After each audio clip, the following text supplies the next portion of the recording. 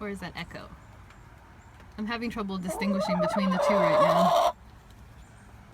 One of them has feathers on their feet, but it looks like right now neither of them have feathers on their feet, so... meaning I can't really tell the difference between them. I'm pretty sure this is Echo. Echo! And there's Ivy, the beauty. So I haven't posted in a while. I've actually been in California. But I wanted to update you guys on what's been happening with the chickens. You might have noticed in the last video that Ahab the rooster was not present. And Scarlett wasn't present either. Scarlett actually died about, I want to say about 9 months ago. For anyone who's been watching the videos, she had a severe crop problem that she was only being kept alive by basically being vomited daily. I would have to flip her upside down. I was taking her to the vet. I had her on Reglan, which is a something that helps the stomach to empty, and it helped a little bit, but in reality we kept her alive way longer than she probably would have stayed alive. I think it was over 1.5 years of trying to take care of her, and there were several times where she almost died, but I was able to get her to turn the corner. So that's really, really sad. Scarlett was definitely one of the big personalities in the coop. She was our little Miss Piggy.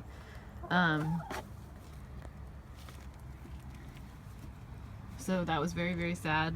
So she died, I think it was the day after Easter.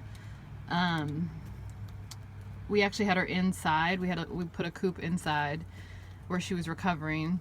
And actually Clementine, the mama hen, who is molting right now right in front of you, she was actually inside too because she was recovering. There was a night in which the coop door closed while they were outside, and we didn't realize that it had blown closed. We normally put a brick in front of it, but this day I guess there was no brick in front of it. So at night when they went back to roost, none of them could get back into their coop.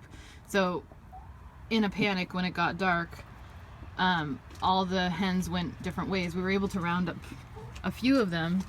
All the Morans went into this coop. It's not even actually a coop, it's an old shed that we put wire over. The Morans went in there, so we were able to block them in there overnight so that they were safe. But Clem was missing, and Dolly, the white one, was missing.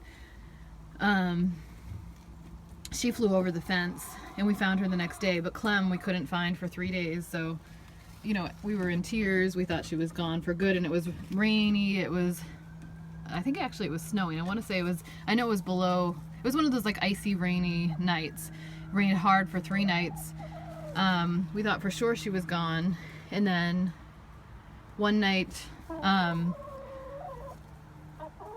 when we came home, we actually found we saw something black on our front porch, and we thought it was like a bag or something, and when we got up close, it was actually Clem.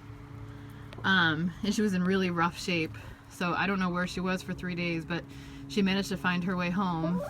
But she, you know, she needed to be inside. She needed some warmth, so we put her in the coop with Scarlett, and they were kind of recovering together, and they were the original 3 chickens that we had. We had Quinn, Scarlett, and Clem, and Quinn is the one who was, we think, killed by a hawk. We're not positive. What, honey?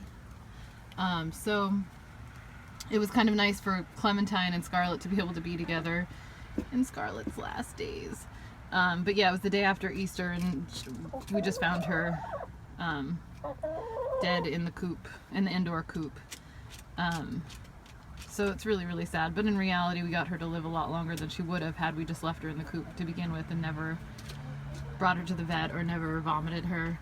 And so Ahab the rooster, we did everything we could to try to keep him. I mean, I feel really awful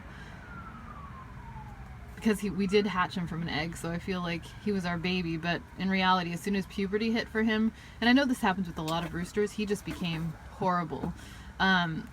You know, initially he was just doing the normal sparring with the other roosters, and it didn't seem like too big of a deal, but it got to the point in the last few months that he was dangerous. I mean, he would like fly up, and he was huge. He was actually over 2 feet tall, which I know I'm kind of babbling right now, but we were looking at the Guinness World Records site. I wish we had done this now. We didn't end up doing it, but while he was still a cockerel, I think he was only about 20 months, he was over 24 inches tall. And according to the Guinness Book of World Records, that's considered the tallest rooster. I'm sure there's other roosters that just were never measured, but I guess that's something we could have pursued, but you know, you couldn't exactly get close to him to even officially measure him. Even though I measured him against the entrance to the coop, because he was taller than the entrance to the coop, which is 24 inches. But anyway, he tore off Clem's waddle off of her face. That's his mother, who became his lover, as creepy as that is. And then he also started trying to tear the combs off of all the hens. They were all bloody and torn up, and the hens were really super skittish. Like, normally if I go over like now, they just come up and they greet you, and outside they kind of peck around your feet. But as long as Ahab was around, like anytime you'd approach them, they'd go flying away. They all were missing their feathers, and he just was awful. And if you tried to change the food or the water out, he would come flying at your hand. And I'm not talking about a little peck. Like, he would fly up in the air and then fly down on your hand with the force of bricks, like as if someone had dropped like a heavy cement block on your hand. Like, it's really difficult to explain because, you know, a 2-foot bird doesn't seem like it could do that much damage, but it really could. We had to, if we let them out into free range, we had to carry a shovel around to protect ourselves, so that like when he flew up at us, we could kind of like put it in front of our faces so that he wouldn't hit our face. So anyway, we ended up finding a farm that does rehabilitation work. There's actually a woman who is like an expert in, let me see if I can show you the chickens another way, an expert in rooster rehabilitation. Like, she was actually able to pick him up and hold him, and he didn't even care. Let's see.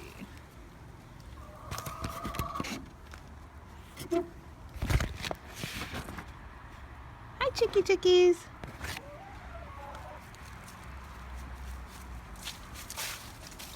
And what she does is she rehabilitates them. She works with them for a few months, and then she finds them homes on farms. So she had a lot of success. And so maybe, I don't know how many months ago, I think it was in June or July, we actually brought him to the farm. And again, it was really sad, and we cried. And she said she would do her best to try to rehabilitate him. But if not, he could live there on the farm. If he was super aggressive, they did say, like, if he hurt anyone, that they might put him to sleep, which they put him to sleep the way you'd put a cat or a dog to sleep. So that's kind of hard too, knowing that that's a possibility. But